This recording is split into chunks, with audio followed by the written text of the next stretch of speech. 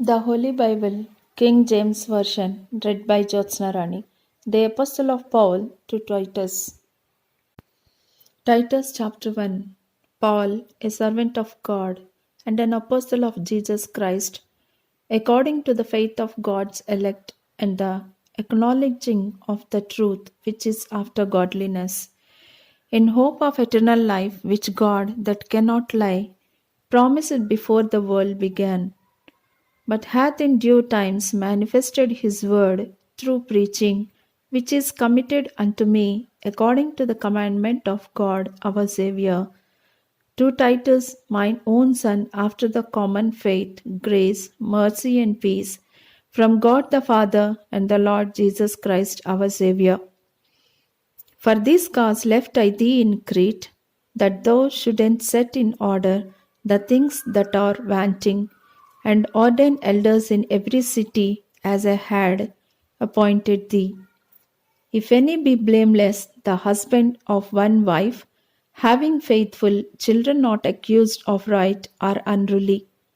For a bishop must be blameless, as the steward of God, not self willed, not soon angry, not given to wine, no striker, not given to filthy lucre, but a lover of hospitality, a lover of good man, sober, just, holy, temperate, holding fast the faithful words, as he had been taught, that he may be able by sound doctrine both to exhort and to convince the gainsayers. For there are many unruly and vain talkers and deceivers, especially they of the circumcision, whose mouths must be stopped, who subvert whole houses, teaching things that they ought not for filthy lucre's sake. One of themselves, even a prophet of their own, said, the creatures are always liars, evil beasts, slow bellies. This witness is true. Wherefore, rebuke them sharply, that they may be sound in the faith, not giving heed to Jewish fables and commandments of man that turn from the truth. Unto the pure all things are pure, but unto them that are defined and unbelieving is nothing pure, but even their mind and conscience is defiled. They profess that they know God. They profess that they know God, but in works they deny Him, being abominable and disobedient, and unto every good work reprobate.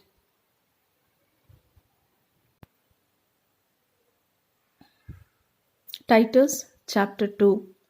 But speak thou the things which become sound doctrine, that the aged man be sober, grave, temperate, sound in faith, in charity, in patience.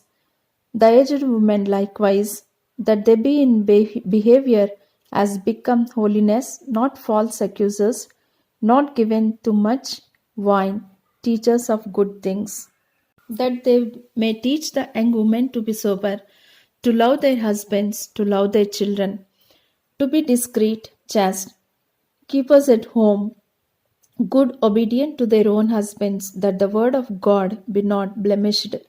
Young men likewise exhort to be sober minded.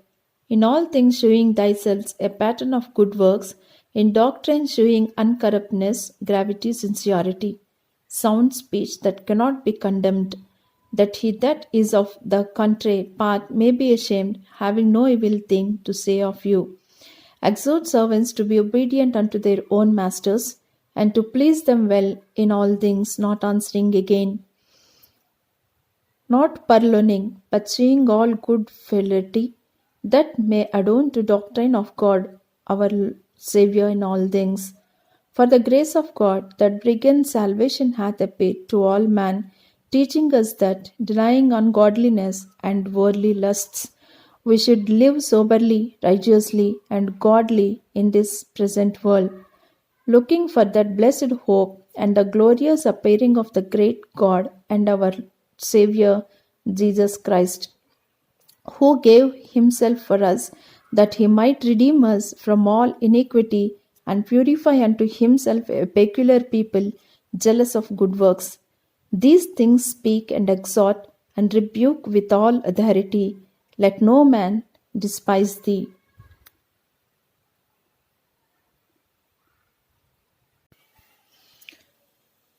Chapter 3. Put them in mind to be subject to principalities and powers, to obey magistrates, to be ready to every good work, to speak evil of no man, to be prowess, but gentle, showing to meekness unto all men.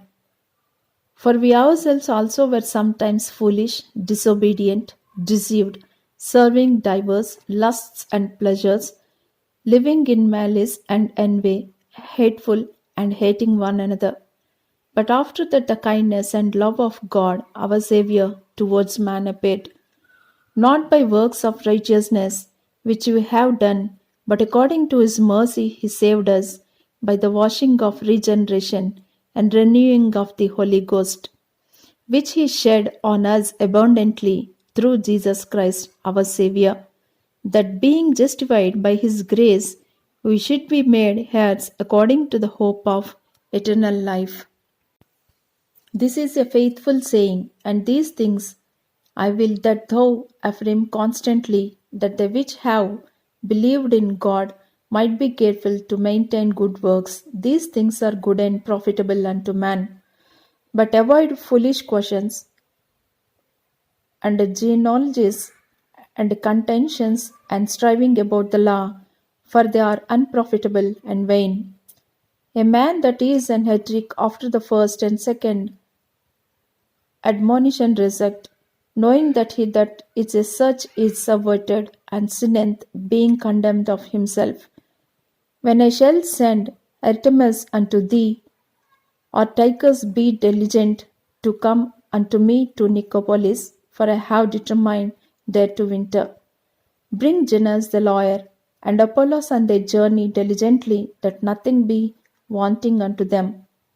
And let ours also learn to maintain good works for necessary uses, that they be not unfruitful. All that are with me salute thee, greet them that love us in the faith. Grace be with you all. Amen. May God bless these words. Amen.